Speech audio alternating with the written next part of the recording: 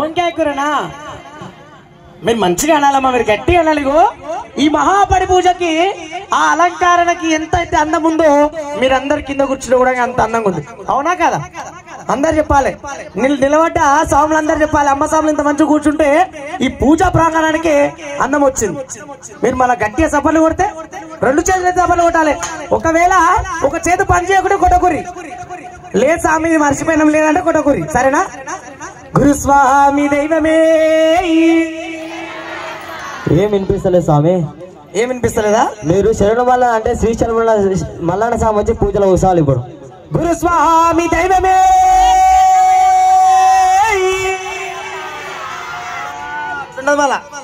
దారికి వచ్చింది స్వామి. దెబ్బకు స్టేజ్ మీద లేచిపోవాలి మీరు చేసే పైతే. అదే కొద్దిగా దారికి వచ్చి మల్లన్న స్వామి డిండి కాడ వచ్చి ఆగిండట. స్వామి కుండకు నేను వస్తా, ఈ సన్నిధాన గురుస్వామి గురుస్వామి తోలుకపోవా.